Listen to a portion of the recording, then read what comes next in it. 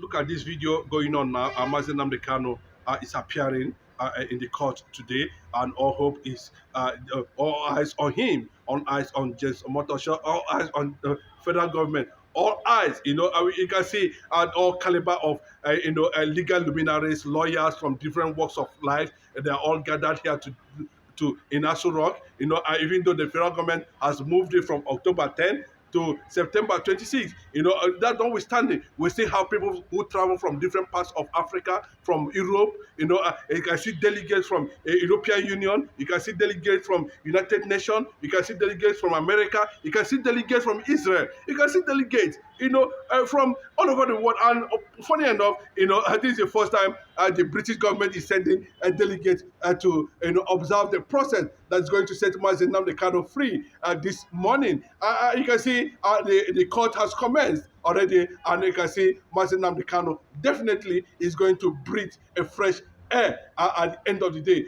Coupled with the issue that has to do with his health, that case of no cause of commission today is going to experience judgment. Bail conditions are going to be met at the end of the day, and Mazen Nnamdi is going to be free.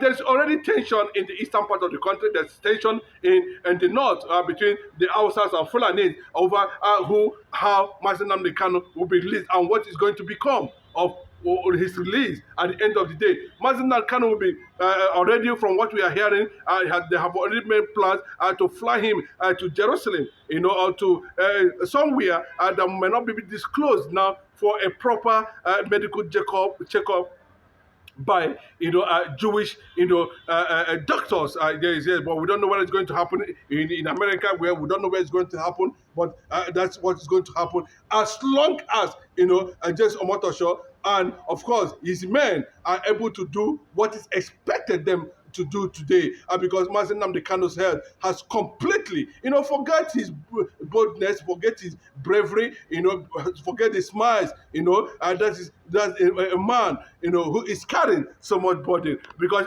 any time we see any signal of what we don't understand in Mazen Nnamdi Kanu, and that's the beginning of, unimaginable forces, consequences in Nigeria. And he understands it very well. Mazikano understands this very well. He knows what we're talking about. That he needed to, put this picture that all is well, because he is being monitored. Every movement he makes, he's being monitored. As you can see him on this camera, exchanging pleasantries, talking to a lot of people, is a sign of liberation. It's a sign that greatness is about to walk to freedom. And we're going to celebrate the IPOB leader, Mazen Nnamdi Kanu, a man who stood for his people, a man who stood for all black Africans in Africa, a man who championed Pan-Africanism, a man who defined a moment, a man who stand for what is right, a man who stand for the oppressed, a man who resisted oppression, a man who questioned the rationale why Nigeria should be extremely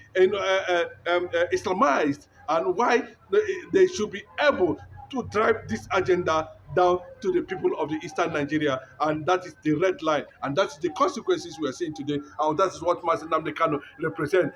When you see what is playing out already in United Nations, from what we are hearing now, after the Donald Trump lashed out at United Nations, there were this report that the issue of Mazen Nnamdi Kanu actually came up in United Nations, side door, a meeting where they begin to, Antonio Guterres begin to gnash his teeth. A lot of things is going to happen even there in ICC, and the question is, what happens to Mazen Nnamdi Kanu? What happens to the killing, the massacre of Biafrans agitating for self-determination, something that was enshrined in United Nations Charter, and people are being killed as a result of, being lawful. People are being detained for being lawful. You can never get justice when you are carrying injustice. Nigeria can never get justice. That's the consequences of it. That's the consequences of what we are seeing today. Whether Omotosho is planted or not, it is a very clear thing that the bulk of the game ends in President Bola Ahmed Tinubu's table. Tell the Attorney General of the Federation to withdraw whatever charges he has against Mazen Nnamdi Kanu. As simple as that.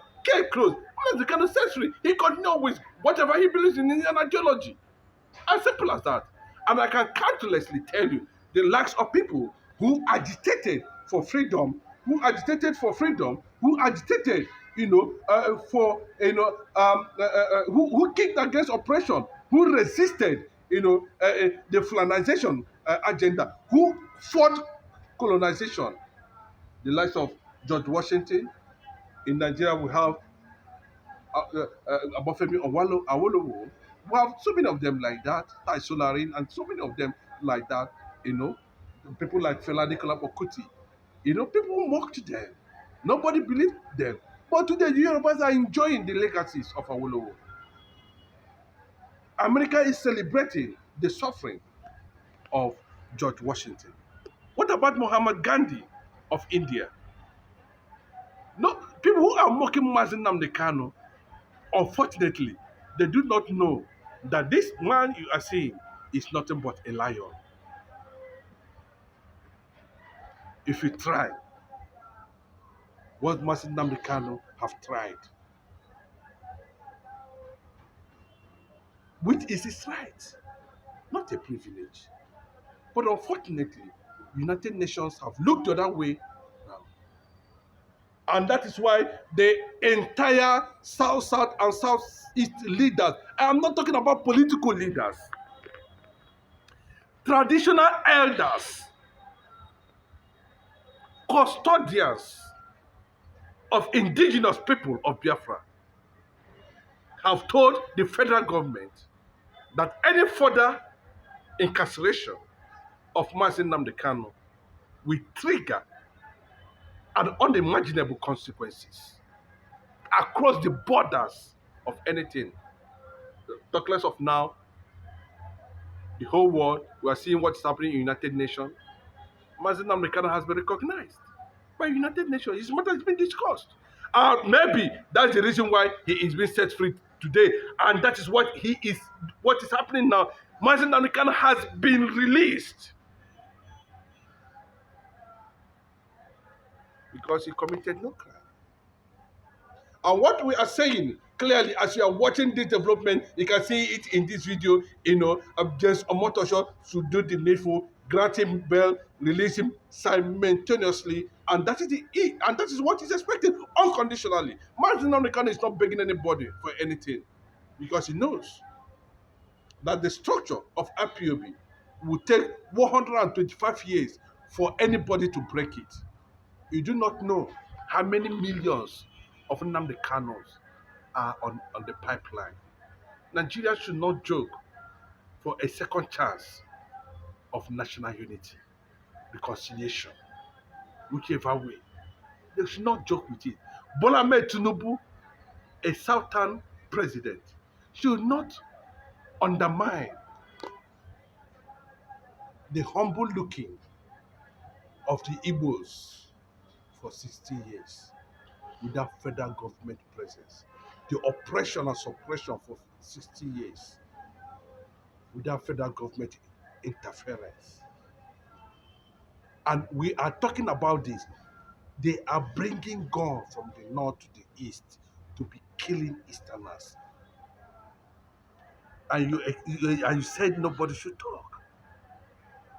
And the man, for 2,000 days now, is in DSS dungeon for offense he never committed. What an injustice. And you are carrying it. You can never deliver justice to Biafra. We are not expecting. But what we're saying is very clear. That you cannot keep a man that does not do anything, that has not offended any law in DSS custody, simply because you hate an Igbo man. Or simply because you want to please a certain northerners. Or simply because you are part of the Islamic agenda. Simply because you felt that Mazi Nnamdi Kanu has exposed and know much about the political conquest that is going on in the eastern Nigeria. How Bola Ahmed Tinubu is aligning with the Arab organization and Arab world to go to the United Nations to support terrorists against Israel. And you can see everything has taken note. No wonder he was running to Macron and every day, daily basis, so that they will map out plan. Bola Ahmed Tinubu does not want to set Mazi Nnamdi Kanu free. And I wonder what is his business with Macron. That's where they were perfecting what they are going to do to Israel because of Muslim tickets. Igbos have died enough and they have paid enough price for this unity that refused to work. And it is my humble opinion that we must listen to Mazi Nnamdi Kanu. On no account must anybody pay any form of respect or use any form of influence coming from these governors that does not mean well for the Igbo people. They are there. Igbos are dying. What if they come to the reality? You see them flying to Finland.